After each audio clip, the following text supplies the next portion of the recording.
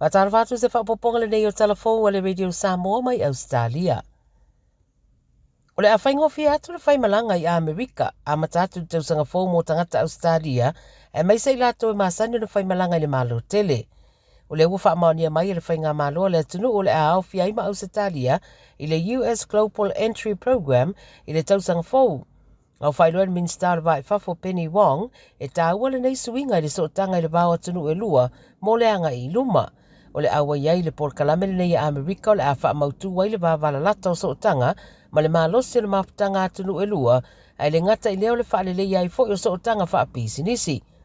O le por kalame lao le a amata avanoa mai le masino i anuawi o le tausanga fōu ai whaatapula a le au whai o tangata Australia mwhaunanga wa ai au lo whaatino ngā luenga ina ia mwhaunanga wa a umai tangata Australia e tāro sanga ai i se teimi murmuriane o le tausanga fōu. Whaeloa le asainia i le asose marienga i whaatau le mataupule nei, mai le taumato le avawe wha ngā solo i fo i le siakina ma le kiria ino pasese ma la ngātu mai Australia nei i le malo tele o Amerika. Walapta ia tangata au mawisini e whaatatau ini mea alofa e mau atu i pusameli wa tā ue au mai le New South Wales Health.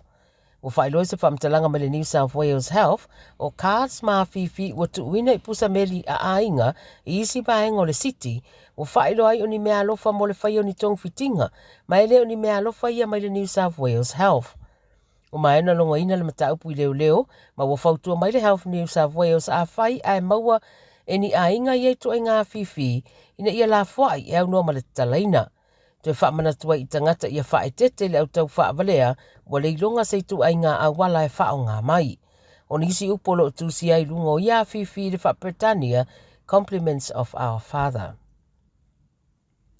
O whaeloa se whaalinga mai le mālo le vaso nei wa te tau nei loa o na tau fia le toe whainga luenga atu i tangata whainga luenga a le mālo mai o lātou whale a e toe anga i atu i ofisa.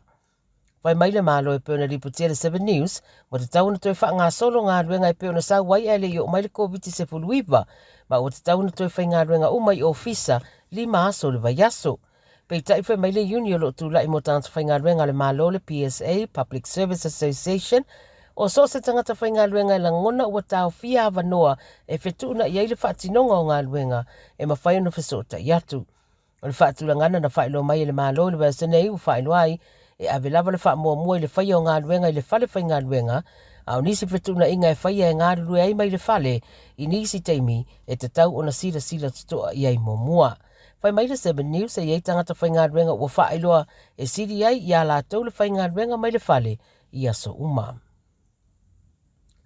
O fola le Premier o Queensland Stephen Miles a whai atutula i mai le pālota ia o ke topa o le a whaatuina loa e le leipani au onanga o ni pampensini e umi a lautele. Whai mai Miles se furu lua pampensini o lo wawa a iai e whaatupe le stete ma o le a fua lava no fuanga e whaatua ia pampensini i le mana onga o tangata. Whai mai le Premier o pamu pensini whaapea e umia lautele e talawhia ngai le tau e whaatau waisua au pensini mai mautino le atelele avanoa e whiriwhiri ei tangata Queenslandi mo le utuina o Taavale. O whaelo fo i le ripoti le folfolanga le Premier o le a whaasa e le leipo na si itia whaalua e se pamu pensini le tau o le pensini i le aso e tasi ma whaatapula foi le maua o si tanga. E siria male se fulu ta siafe le au whaita avale ua wha mawina solia o tū la fono le ala tele ina ua maua le lei me po eata mo le saunga le mu po safety cameras i lungo le awala.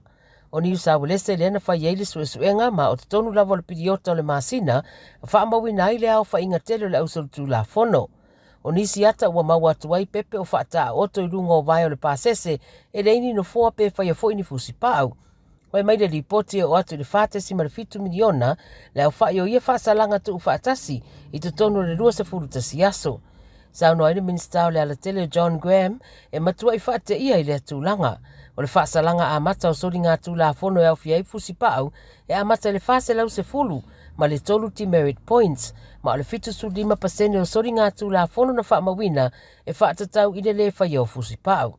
O isi soni ngā tū la fono ta tele o lo maua i me po eata o le whao ngā o le telefoni ma ave le Taavale ma le whawhanga ina o pepe i le pito i lumo o le Taavale le ise nufoa po o se fusi pau mo le saunga le mu o le tamaititi.